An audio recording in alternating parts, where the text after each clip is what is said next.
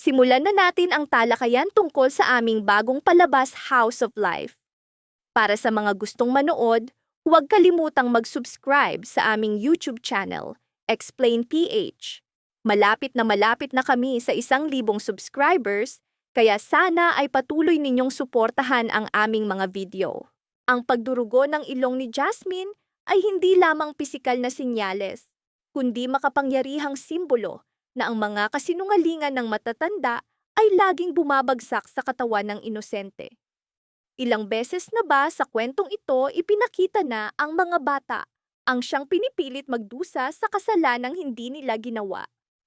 At nang ideklara ng doktor na kritikal ang kondisyon ni Jasmine at agarang donor ang kailangan, gumuho ang mundo ni Marge.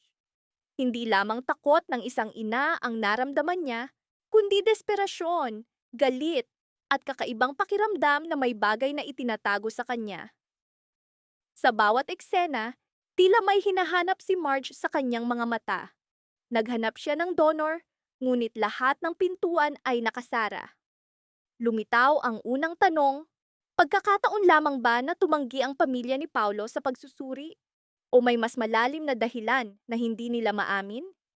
Tahimik, ngunit matatag si Thea. Tumanggi siyang ipasuri si Ashley. Bakit? Dahil ba sa simpleng pagkailang o takot na lumabas ang katotohanang hindi na muling maitatago?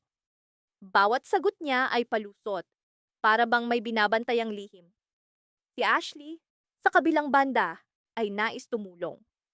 Nais niyang ipasuri ang sarili.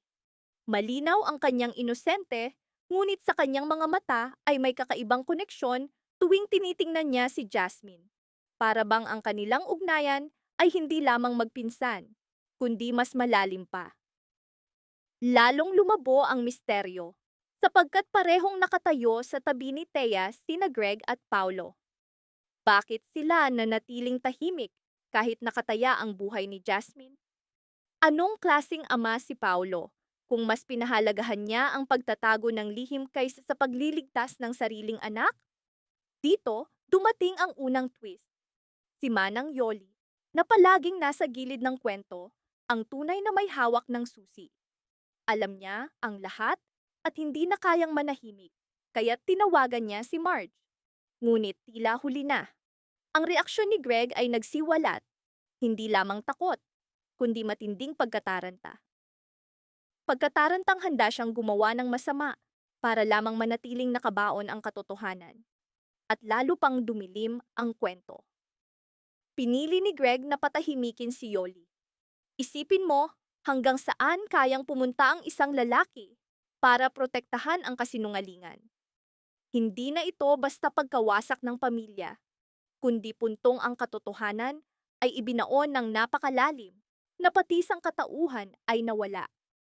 Ngunit kahit nawala si Yoli, hindi namatay ang mga lihim na dala niya. Sapagkat sa kanyang huling sandali, iniwan niya ang isang mensahe, isang liham na nakatago sa ilalim ng una ni Marge. Isang simbolo na gaano man kalalim ang pagtatago ng katotohanan, darating ang araw na ito'y muling lilitaw. At dito nagsimula ang pagbagsak ni Marge. Binuksan niya ang liham at natagpuan ang ebidensya, isang katotohanang magbabago ng lahat. Si Ashley ay hindi lamang pinsan ni Jasmine, kundi kapatid, anak ni na Paulo at Thea. Huminto tayo sandali. Ano ang ibig sabihin nito? Ilang taon nang niloloko si Marge? Ilang beses na niyang tinitingnan si Ashley nang hindi alam na ang batang ito ay direktang nakatali sa kapalaran ng kanyang sariling anak? Kaya't hindi pinayagang ipasuri si Ashley, sapagkat sa isang iglap, mabubunyag ang lahat. Hindi lamang ang sakit ni Jasmine, kundi ang pagtataksil at kasinungalingang bumuo sa pamilyang nakatayo sa pandaraya. Narito ang sandaling tinatawag na ikalawang pagsabog ng kwento. Ang tanong na bumangon, sino ang tunay na biktima? Si Jasmine, na nakikipaglaban para sa kanyang buhay? Si Marge, na pinagtaksila ng mga taong pinakamamahal niya? O si Ashley, na lumaki sa kasinungalingang hindi niya alam, ngayon ay nakatayo bilang parehong sagot at problema? Ngunit hindi pa ito ang wakas. Ang galit ni Marge ay hindi na mapipigilan. Harapin niya si Paulo at sa sandaling iyon, hindi lamang katotohanan ang lalabas, kundi bawat nakatagong mukha ay mabubunyag. Kung ikaw si Marge, gagamitin mo ba ang katotohanan upang iligtas ang buhay ng iyong anak? Kahit na ibig sabihin, nito'y masisira ang buong mundo mo. O mananatili kang bulag upang iwasan ang sakit? Dito nagsimula ang pagsabog, isang hindi mapipigilang kadena ng mga pangyayari. Hindi na ito ang tahimik na hinala sa mga mata ni Marge. Hindi na ang mga tanong na nakatago sa kanyang tingin. Ngayon, ito'y dalisay na galit. Galit na may dalang matinding pighati at katotohanang hindi na kayang itago. Sumugod siya kay Paulo nang walang pag-aalinlangan. Ngunit bawat hakbang ay nagpapakita na hindi lamang siya galit, siya'y wasak sa loob. Minsan, mas masakit ang katotohanan kaysa sa kasinungalingan. Ang tanging tanong niya, bakit? Simple, ngunit matalim. Nanatiling tahimik si Paulo. Ang kanyang katahimikan ay mas malakas kaysa anumang sigaw. Hindi niya kayang salubungin ang mga mata ni Marge, sapagkat sa loob niya ay nakatago ang pagkakasala at takot na kapag nagsalita siya, guguho ang lahat. Narito ang susunod na twist. Hindi agad nagkumpisal si Paulo. Sa halip, binaligtad niya ang sitwasyon. Ipinahayag niyang lahat ng ginawa niya ay para sa proteksyon ng pamilya.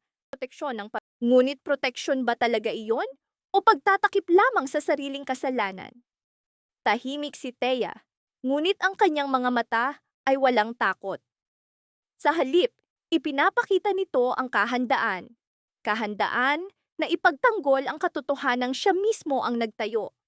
Hindi siya umatras, kahit alam niyang malapit nang bumagsak ang kanyang maskara.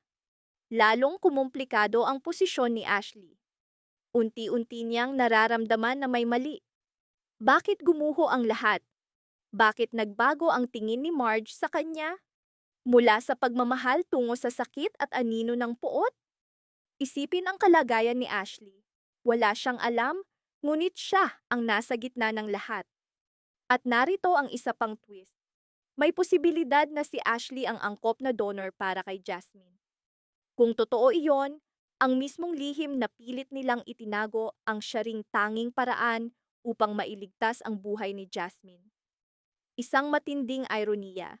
Habang lumalala ang kondisyon ni Jasmine sa ospital, umabot sa rurok ang tensyon sa pamilya. Bawat sandali ay tila naghihintay ng pagsabog. At sa gitna nito ay nakatayo si Marge. Kailangan niyang magpasya. Ilalantad ba niya ang lahat? O gagamitin ang katotohanan bilang sandata upang pilitin silang iligtas ang kanyang anak? Ngunit sa ilalim nito'y may mas madilim pang nakatago. Hindi na ito basta kwento ng pagtataksil. Bawat tingin, bawat katahimikan ay pahiwatig na sina Paulo at Thea ay may tinatago pang mas nakakasindak. Marahil, hindi ito pagkakamali, kundi matagal ng planadong laro ng lihim. At kung ganoon, sino ang tunay na may hawak ng kontrol? Si Greg, na handang pumatay upang ilibing ang katotohanan? Si Thea, na walang takot na ipagtanggol ang realidad na siya mismo ang lumikha? O si Paulo, na nakulong sa sapot ng sarili niyang kasinungalingan? At si Marge, handa ba siyang wasakin ang lahat, basta't mailigtas si Jasmine? Sa sandaling ito, wala nang malinaw na tama o mali. Bawat desisyon ay may dalang sakit. Kung ikaw si Marge, ilalantad mo ba ang katotohanan kahit masira ang pamilya? O iingatan mo ang kasinungalingan upang mailigtas ang anak? At si Ashley, kapag nalaman niya ang katotohanan, tutulong pa ba siya kay Jasmine o lalayo sa pamilyang nagtayo ng kanyang pagkatao sa pandaraya?